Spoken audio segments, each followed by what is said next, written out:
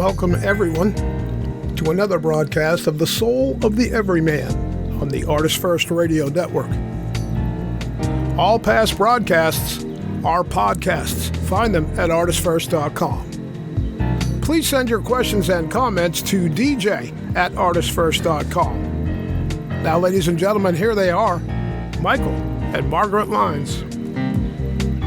And thank you very much, Z-Man. And I am Michael Lyons. And I'm Margaret. And welcome to the 10 zillionth episode of the never-ending Soul of the Everyman. The Soul of the Everyman, right, has no ending. And you are suffering along with us. And thank you for that. Yes. Thank you for suffering us. Mm.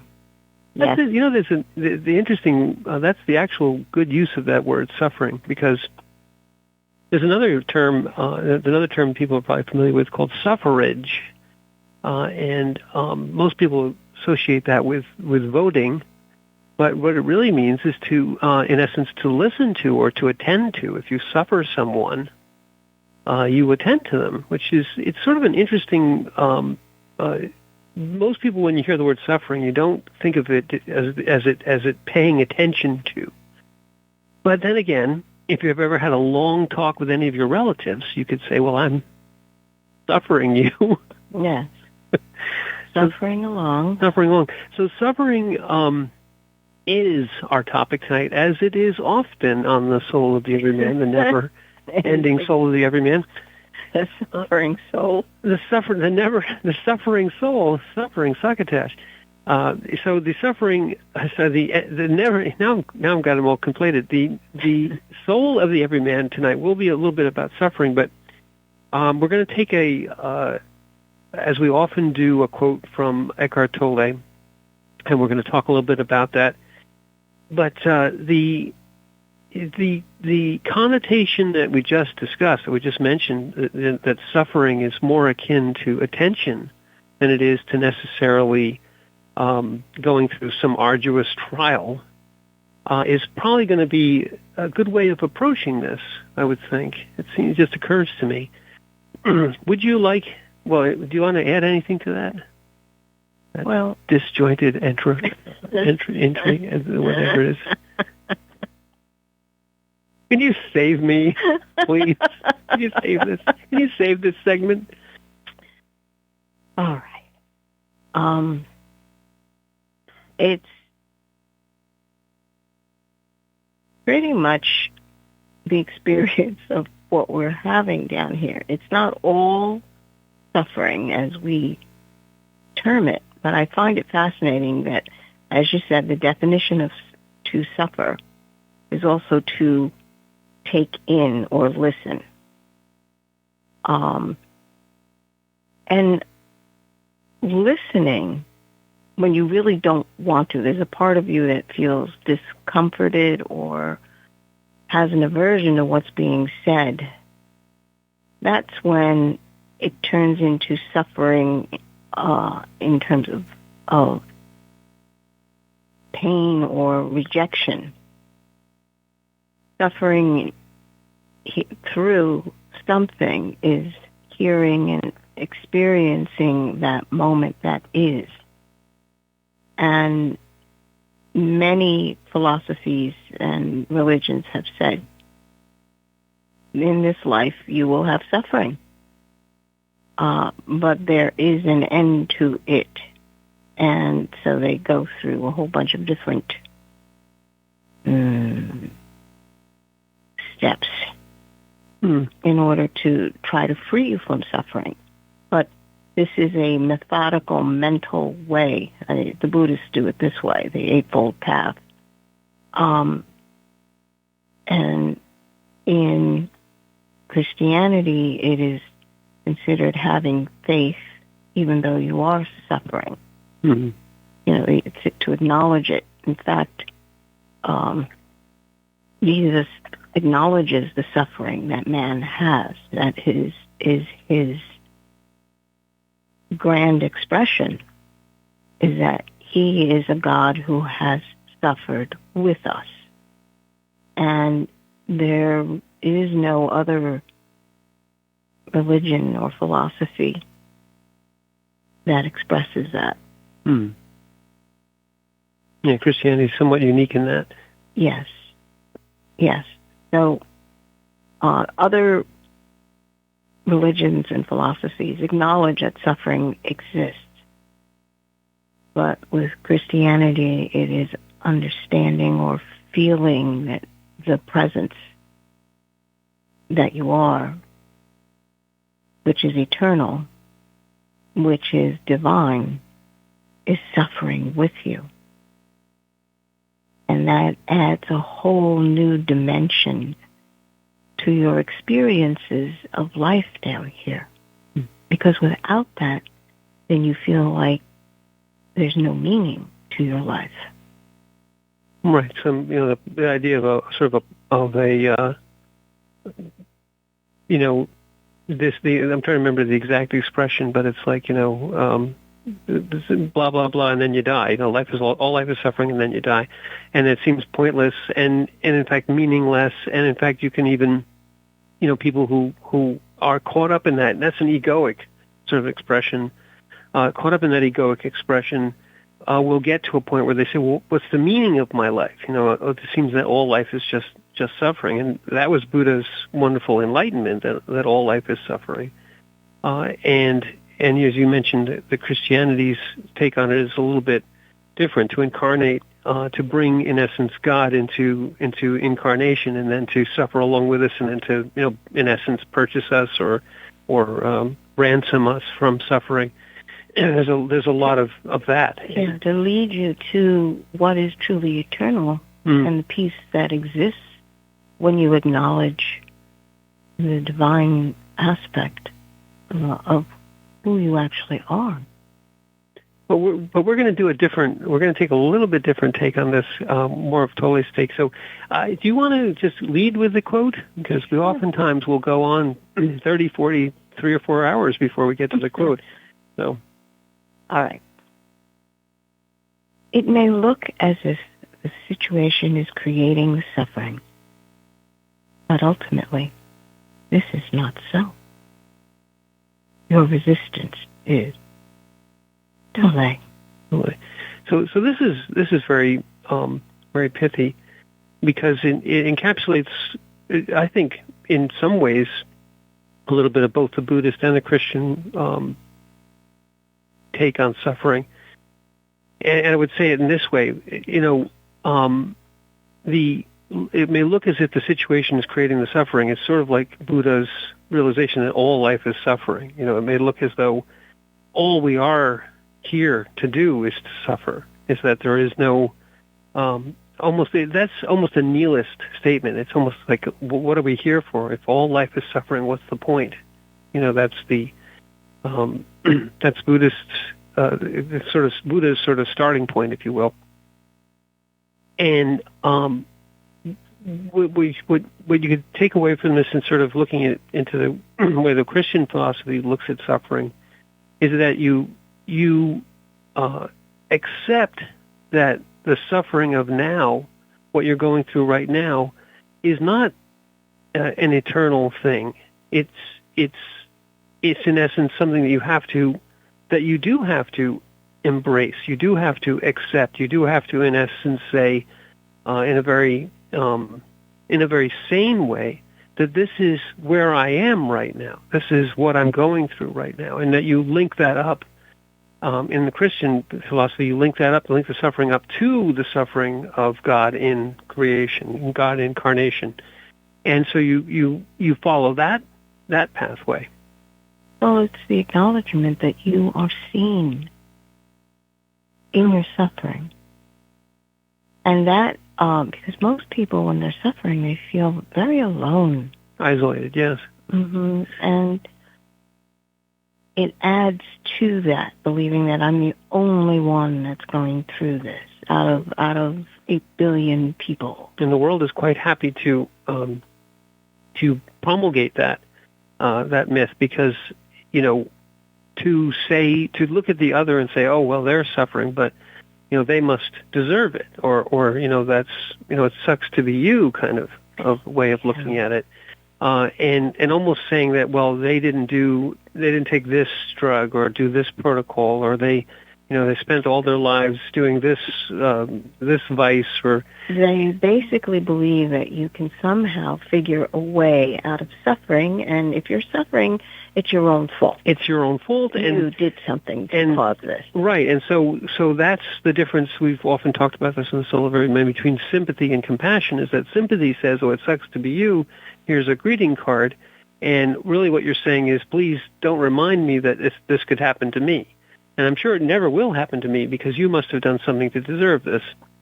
You didn't take the right pills, or you didn't do the right exercises, or some sort of thing that you brought this upon yourself. You probably it's like the wonderful story in the Bible where the man born blind, right? But I don't want to go into the whole story, but in essence, what they do is they say, well, what did his parents do?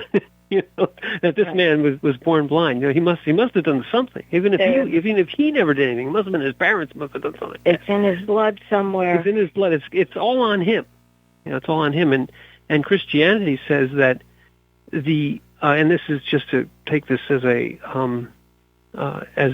don't have to believe this as anybody, but just you take this as a sort of a statement of fact. What Christianity says is that the sinless, completely undeserving embodiment of spirit, of all of the Creator in flesh, still had to suffer.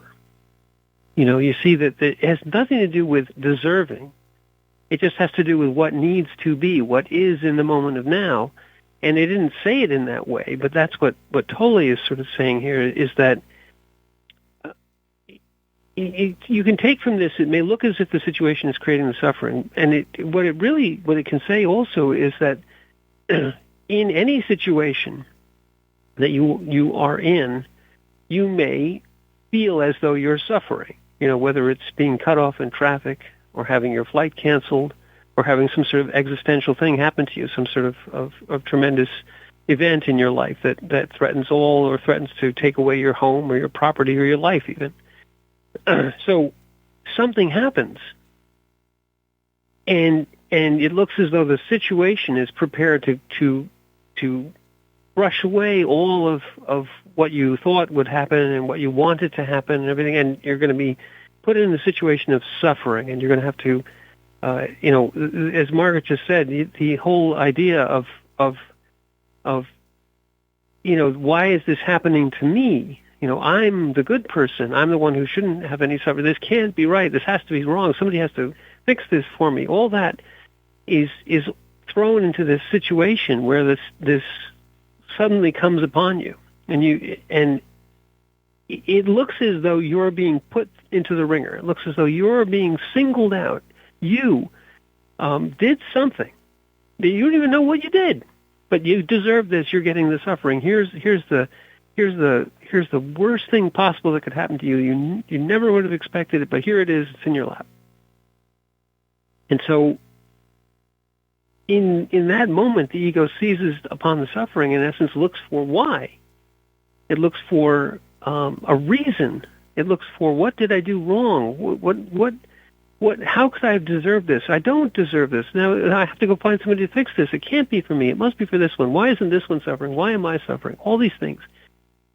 That's the actual cycle that Buddha was talking about. That all life is suffering because the reaction, the mental reaction, the resistance, as Tolle says here, to the current situation does nothing but magnify it. It makes it into suffering rather than just something which happens to be happening in this particular moment in time in your life.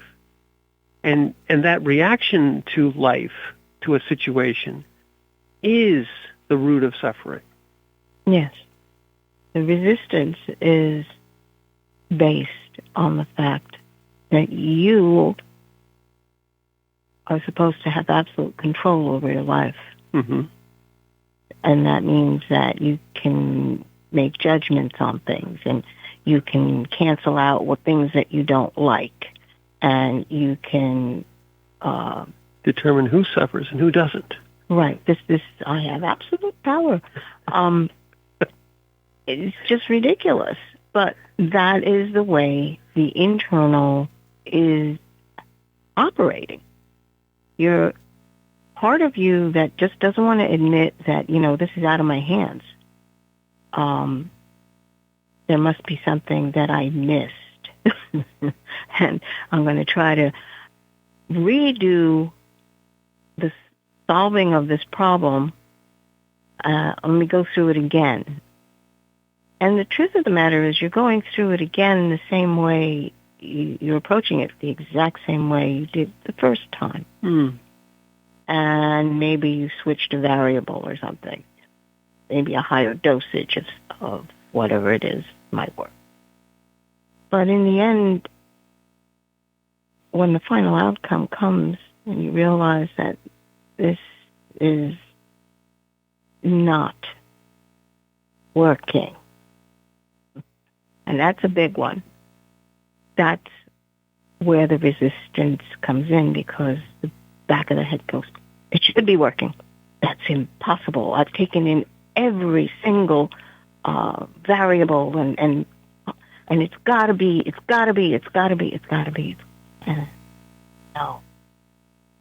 So you're at a crux point there where you either acknowledge that these are what I have to deal with. This is my starting point. These are the variables in front of me. These are the happenings in front of me. What do I do? Whatever you do, you must find peace in the path. If your heart is at peace with a certain pathway or a decision, and this is good, this is a good step. This is all you get, is the next step in front of you, maybe.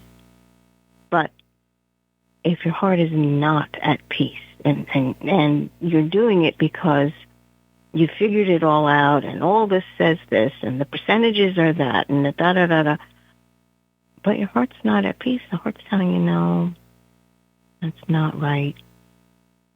Because there's no truth resonating in all those numbers and facts, so-called facts, which most people believe are truth, by the way. That's a whole other issue. There is a difference between facts and truth. Okay. But allowing yourself to take that objective viewpoint. This is basically what all this is about. Taking yourself into the objective viewpoint and say, okay, I'm making space for this discomfort that I'm seeing and feeling. Where is the peace? Where does it reside? Exactly. This is one of those where we've kind of gone a little bit around here, but I see where I know exactly what you're saying, but I want to try to restate it. So if we back up to the average person just running along through their life, and they're in an egoic, sort of an unconscious existence, right. And they truly believe that bad things happen to bad people, or that if I do all the right things, and I live a good life, and I have all the right stocks, and I've done all the things that are supposed to be done, and I'm living in a good neighborhood and all this. So if I've done all these things, that nothing bad's ever going to happen to me, suffering arises when, despite all of these things, all of these guarantees, all of these absolutes that you've believed, Margaret was just saying, these are the facts. The facts are I've got everything covered. I've got it all figured out. I know exactly where I'm going to invest my money. I know exactly who I'm going to have relationships with. I know exactly what my beliefs are. I've got all, I'm giving my tithes every Tuesday. I've done everything right. So I'm never going to suffer. I'm going to have this, and this is the fantasy, and the egoic fantasy is I've already planned out everything. I know exactly what tomorrow is going to bring. I know exactly where I'm going to be in 10 years. I have all these plans. I have all this, my story is, I'm writing my whole story in front of me. It's a beautiful story. Would you like to hear all about it? No, because then, despite all of this, the dastardly evil universe throws some small flaw into my plan, throwing it all a kilter. And immediately the ego seizes and says, that can't be. I've done all the right things. I don't deserve this. I'm a good person. This must be wrong. I have to find something. I don't care what. This cannot be because I've done everything right. This is the origin of suffering. Is that all that egoic suffering comes in by rejecting, by resisting, by denying that anything that happens to you that wasn't in the plan, that shouldn't happen to you because you're a good person, because you've done all the right things and invested all the right monies and have all the right insurances and you know all the right people. I've got power and money and prestige and influence. I've got 17 billion followers on whatever gram. Nothing bad can happen to me. And so if it does, somebody's got to make up for it. It cannot be right. It has to be fixed immediately yesterday, because gosh darn it, I'm important. Well, this sounds funny when you kind of talk about it, but in fact, people live this way, and none of you, of course, nobody listening, and nobody in the room lives this way, of course not. But other people live this way, and they suffered tremendously because of it. Because the actual truth of the matter is that the universe and life and what happens in the moment of now does not care about what you've done. The moment of now just happens, and it happens to anyone and to everyone. And that tremendous fear is what the ego spends a lot of time trying to cover up. So how do you get around this? If you start to wake up a little bit and think, well, that could happen to me, you immediately go out and buy some more insurance, because that'll fix it. Or I go out and I do some more investments, no, because that's just charging the room. That's just making the batteries even more powerful for when the suffering actually happens. That this is going to make it 1,000 times worse. 1,000 times worse, because you literally inflict upon yourself what Margaret just said. How could this have happened? What did I do wrong? I must have missed something. Some arcane fact, something I did in my far past, some strange little contraversion of the rules of my behavior. Somebody must have been looking over my shoulder and saw that thing I did when I was 5 and I stole the candy bar. Something has to explain this, because you've already convinced yourself through everything that you've done up to your life in this unconscious way that only bad things only happen to bad people who deserve it. And I can't be one of those, but I must have done something. It must have just been by accident. So people start suffering, and then they start bargaining. Well, what if I do this and I do that, and so suffering comes, and you're in this state, and it starts to eat away at these barriers. But all throughout that, and that's what Tolle also says in other parts of his lectures, is that suffering is also an opportunity, because it will tear all these false idols and all these false impressions down. But in the process of doing it that way, you will suffer mightily, because what it's tearing down, it's not piling upon you, because suffering doesn't care. What it's tearing down, what's being torn down, what reality is doing to your egoic constructs is dismantling them. And in that resistance, in trying to shore them up, and trying to keep the hurricane of irreality somehow to not touch your little paper thin tent of ego, trying to keep that from blowing over and being bowled down and destroyed is a tremendous amount of suffering. so that's the root of it, is that the resistance to the moment of now, even though the moment of now may include some pain and some challenges, it's very, very often that's what happens in the moment of now. Very, very often it doesn't happen, but it will happen. If you resist it, if you sit there and say, it should not be, I don't want this, I don't like this, I've done everything right, this should go to this person over there, I know they're bad, I've seen them do bad things. You know? Mm-hmm. It turns what could be anybody's current burden, because everyone has burdens, you know.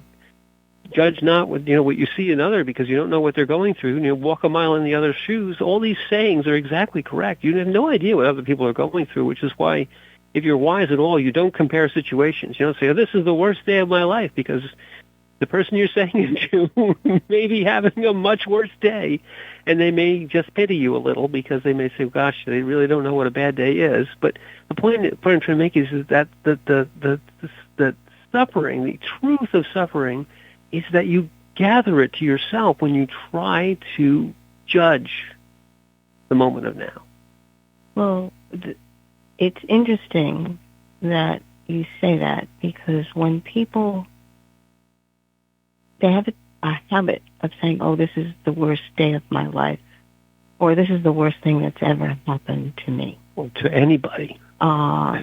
It's just, "Oh, well, this is...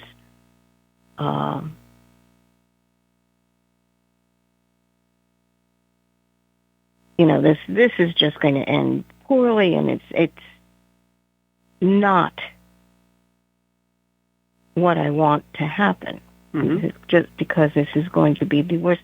And it's very interesting, because you look at them and you go, your life is very small then, if this is what you're actually saying. And when your life is that small, that means that your joys and the happiness that you experience is also that small. You keep your focus on what you believe you can do, what your ego is capable of perceiving and deciding, and then, okay, we put this here and we put this there, and where's my check boxes? I have my list. Mm-hmm. This is the way I organize everything. There's a check box. Has this been done? Yes, it is a technique. But if that's the only thing you do, then you've narrowed down your living.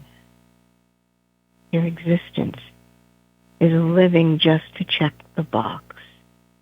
You're living just to take the next selfie, the next picture. This is my checkbox. I'm here. I said I was here. Here I am. Instead of, isn't this amazing, this place? It's, again, like that saying. It says, if you teach a child the name of that bird, the child will never experience that bird as it is again, because it only attaches or touches into it according to the name. That name, which is meant to be almost like tabs on a file cabinet, okay? Yes, this is this bird. I'll pull it out and open it, and then you're supposed to have reams of information on this bird. But that was never allowed. That experience with the bird was never allowed to flower for the child, to hear its song, to see its form, what kind of formation of the beak does it. Is it a seed eater? Is it an insectivore? What colors does it have? How does it fly? Does it dive? Just experiencing the bird as is. The child's eyes taking in what this bird is presenting to them right in that moment. And then you can give the bird a name. if you want. Yes, that's a bluebird. It's understanding the experience should be there before you put the handle on it. Otherwise, you have an empty file that says bird with blank papers inside. So the other thing that happens is, in order to maintain the control, the ego to maintain the control over your life, it compares. And when you realize that comparison steals the moment of joy you may be having, whatever your experience is in that moment, and it becomes a lie to what the real truth is. When you do comparisons, what you're doing is setting up boundaries on where you believe your experience should be. And we have been taught that we're supposed to compare ourselves to everyone and everything. What else is a selfie that's posted on the Enneagram? Yeah, and except that, this is my thing I'm setting out there for everybody else to compare themselves to. It's not shit, because you thought, I'm going to share this moment. It's like you're not sharing the moment.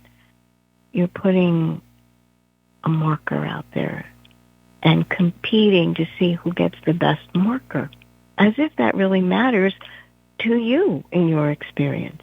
It really doesn't. And unless you've had that wondrous experience, whatever it may be, a fun meal, delicious, maybe the presentation was wonderful, or the company, that's the core of the experience. It isn't a picture of the experience so that you can show that to other people and say, look, that's what we did. Don't we look happy? It's like, are those people really happy? Do they present themselves so that, oh yes, we look? And how many filters are there? Okay. So, what? I'm sorry. What? Okay. This is the resistance that comes up with the suffering, the comparison. Well, yes, there was a lot there. I'm sorry. No, I was just trying to keep track of it all. But so, in truth, though,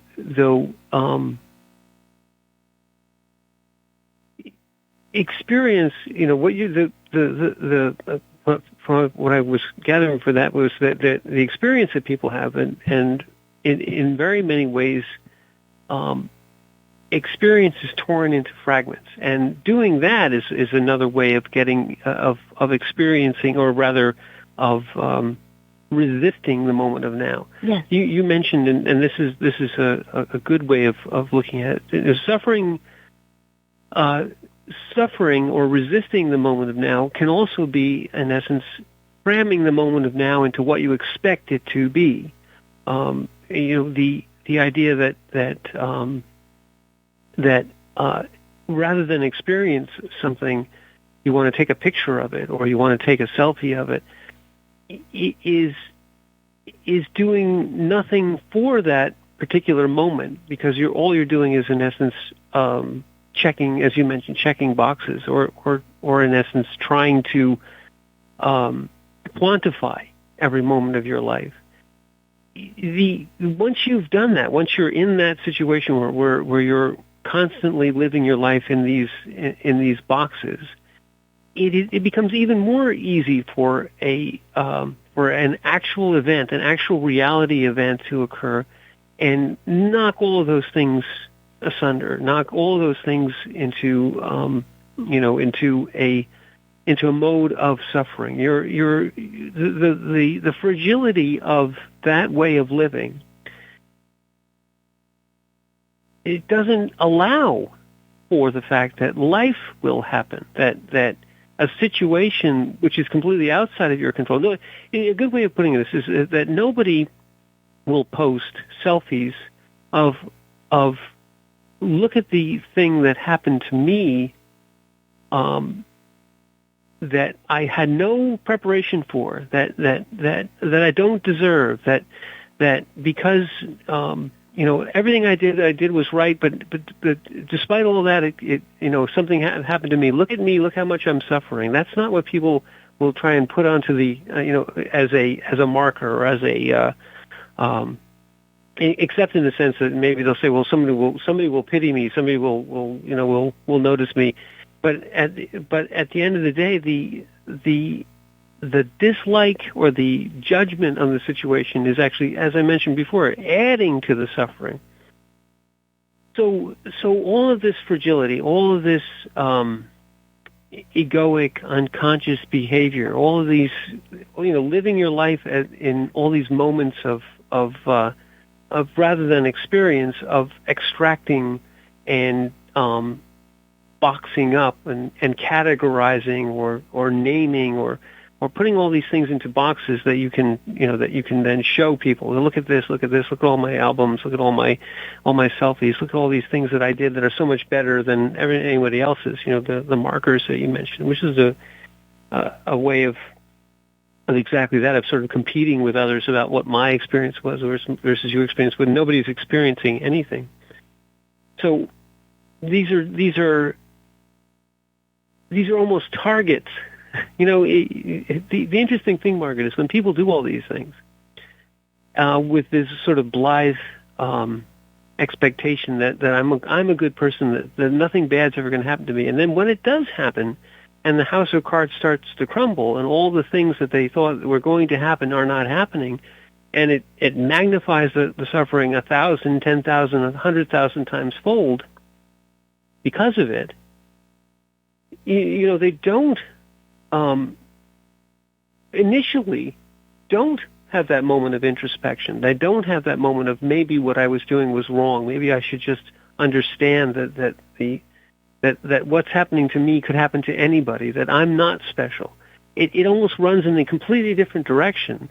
Look how incredibly put upon I am. Look at how much I'm suffering. Look at I did everything. I did all the things, and despite that, you have to pity me. You have to notice me. You have to, and it can initially, in essence, almost build the resistance. So suffering comes to a person who's completely unprepared for it, because all they have in their life is these boxes and these egoic constructs. So it starts to blast in and try to in essence, here's reality, here's the actual thing. The resistance initially can be much higher, almost frantically trying to shore up against this, almost in the hopes that maybe if I bargain with it, maybe if I rail against it, maybe if I scream loud enough and complain enough, that somehow it'll be, oh, that was a mistake. Oh, I'm sorry. Your name's on the good list. Yeah, don't worry. Oh, this is all going to go away. Don't worry about it. Tomorrow morning, this will be all gone. 1, 2, 3, 100%, all fixed. And almost like as people get in these cartoons, they want it all back, or these quote unquote sitcoms or reality shows, wherever they are, where at the beginning there's a conflict and there's all these hard things that happen, but then at the end everything's back the way it was before and everything's just fine, and don't worry, and that was just a big mistake. You really are a good person, and nothing that you thought was going to happen it's all taken away, and we'll all go on with our lives and not learn anything, because we were always right in the beginning anyway. Remember? So, but real situations, real actual reality situations, you can't bargain with them. You can't write down on a piece of paper that I'm a good person, that I'm going to just complain until they fix it for me, or I'm going to I'm going to get a hold of somebody and call them up and give them a piece of my mind, and that's going to take care of it. None of that happens. And it will erode all these things. It will literally, in an opportunistic way, you have the ability to learn. Buddha's revelation, I believe, was all life is suffering, but he found at the kernel of it, that this wasn't actually a life that he was seeing. All the suffering that he was seeing that he had been sheltered from, in essence, blasted him through.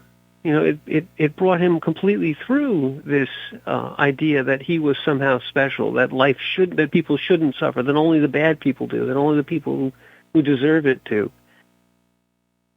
That's what overcoming this resistance gets you, and something that we haven't really touched upon, but we should before the end of this hour, is that there is one proper response to this type of suffering. And that proper response is not why me, but why not me? Or even better, yes, in this particular moment of now, this is happening to me. In accepting that this is the moment of now, you gather back all your power. You gather back all of your ability to experience, to actually see, to actually be, and to actually go through that moment of now in a being state, in the actual what needs to be. You're given a challenge because you're exactly the right person at the exact right moment of exactly this moment of now, and this is what's happening. Your power is not in trying to say, well, just the guy down the street should have this. No. Your power is in saying, it's me. I've got to go through this. I must be the person that needs to have this happen.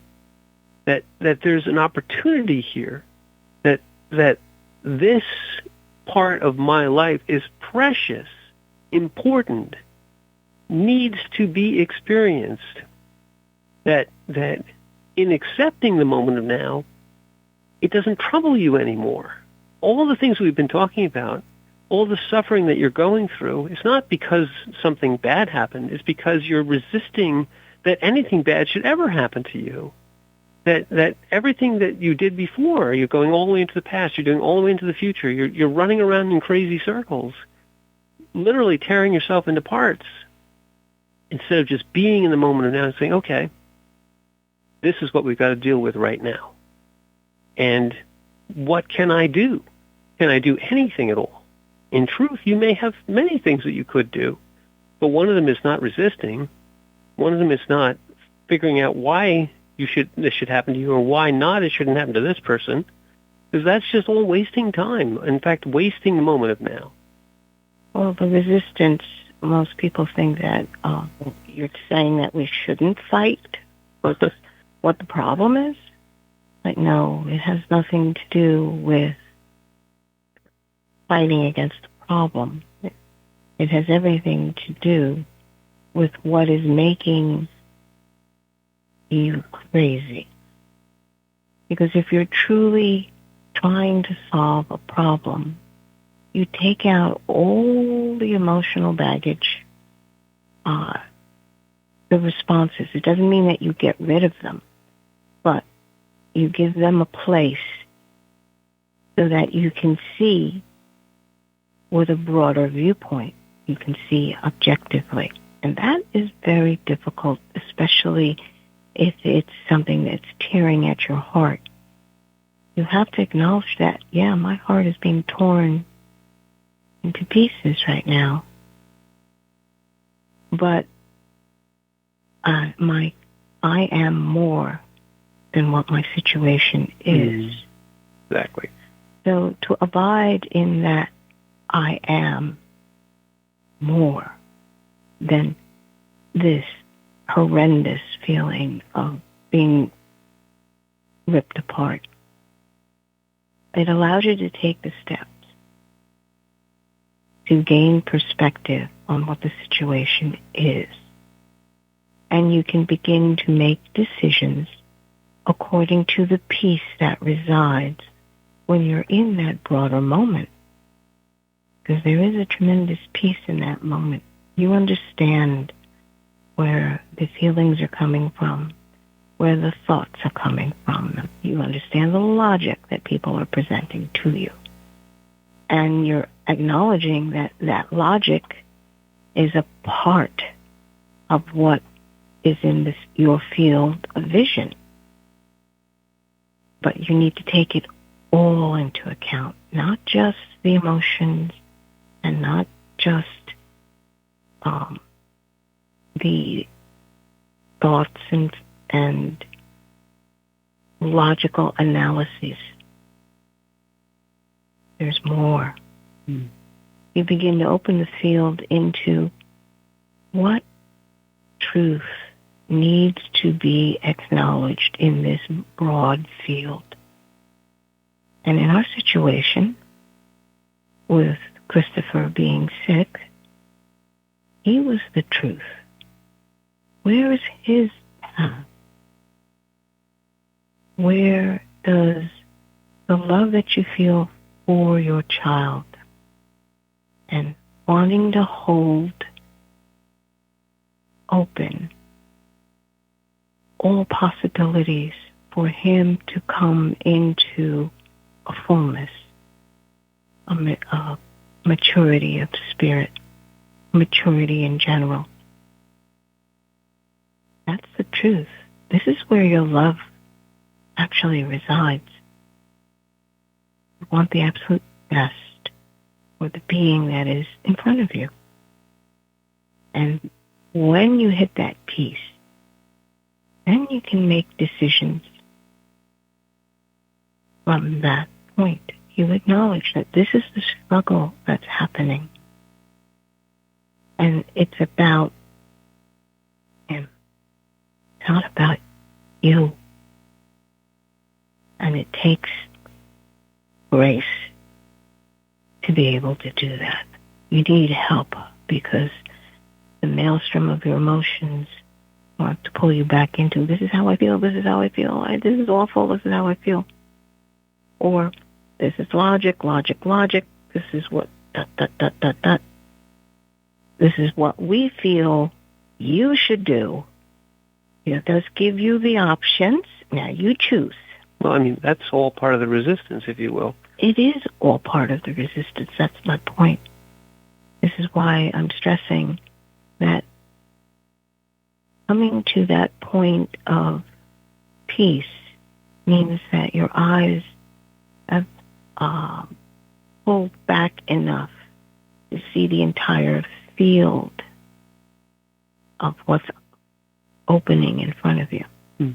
Well, so to bring it back into what we were talking about before, and first of all, I want to acknowledge, what Margaret just said is exactly correct about the identity, and I thought about that earlier, and I lost it, but I'm glad you brought it back up.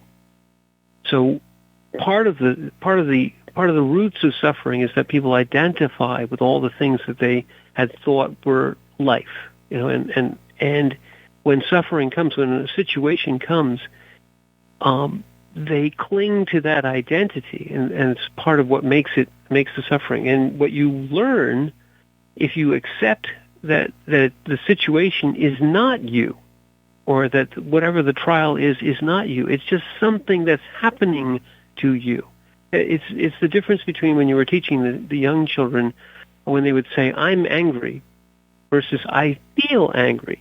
So if you say, I'm angry, you're identifying with it. If you're saying, I'm sick, or I'm the one that's in this situation, or I'm this, I'm that, it becomes an egoic construct. And they say, why am I sick? Why isn't this one sick? So you go off into the maelstrom, and you start feeling all the emotions and all the things that magnify suffering tremendously. And instead, if you first realize that this is not you, this is just what's happening to you. Mm-hmm. Is this just what happens to you could happen to anyone? That there is no judgment on a happening.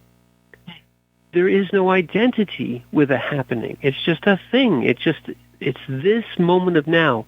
Don't hold on to it. You're not the moment of, you're not, that's not who you are. What's happening to you is not you. What your situation is not you. You are a unique emanation, spark of the infinite and the divine. That gets you immediately to peace and grace. Margaret mentioned both those things. The peace, the grace, and the heart true, the true voice of the heart come through. As soon as you let go of identity with things or with roles or with all the constructs that you've put into your life, all these egoic constructs, when suffering comes and you blast past all that and you say, I'm not my suffering, I'm not the situation, I'm not any of these things. Well, who am I? Well, I am this unique being. And it's happening to me, yes.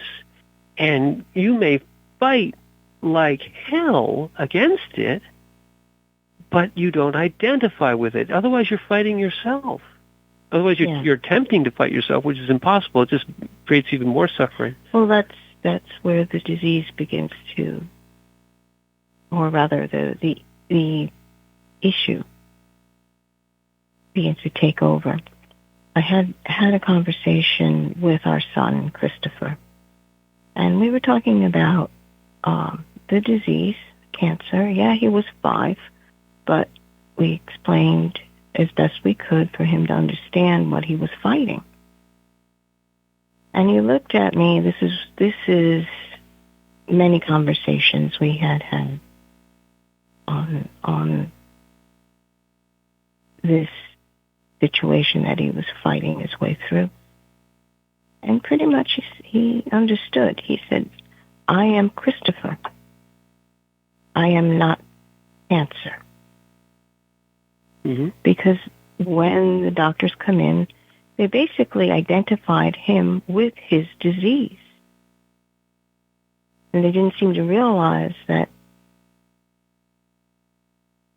he is himself, Christopher, and he can actually decide.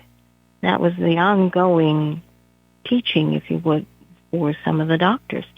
The ones that were there and had interacted with the kids understood that each of these children are individuals. But especially the young ones coming in, they basically looked at the child and said, oh, you're leukemia, you're ALL, you're JCML, you are lymphoma, you are... And they looked at the kids this way. Mm-hmm. Like, no. Yeah, it's so true. And again, this is you can't blame them too much because they have no experience, or rather they've covered up all their true being experience. These are the young doctors, because where we were was a teaching hospital. And they would come in and they've been trained almost to be clinical. That's the word, to take the chart and read the chart and look at the scene. Well, okay, this, and this, and if you do this, that happens. And you do this, and then you just follow the logical tree all the way down. It's called the DDR, the diagnostic regimen that they use to find the treatment. Yes, it works very well. It's very mechanistic, but it literally turns an individual into their disease or their discomfort or their symptoms or whatever it is. Right. And if the individual buys it, then their suffering increases 1,000-fold, because they say, I am this disease, and nobody wants me, nobody wants disease, right. And I'm the only one that has this disease, so it must be terrible. Right. But if you get through it and you get through to the peace, and you can look them in the eye and say, I'm not a disease. I'm Christopher. I'm me. And I don't care what happens at that point. The moment of now has nothing to do with what disease I have. Right. Basically what he was saying is, I am Christopher. I choose. And on that note, we have reached the end of our hour. Your suffering has ended out there. And I'm Margaret. And I'm Michael. And thank you for choosing to be with us.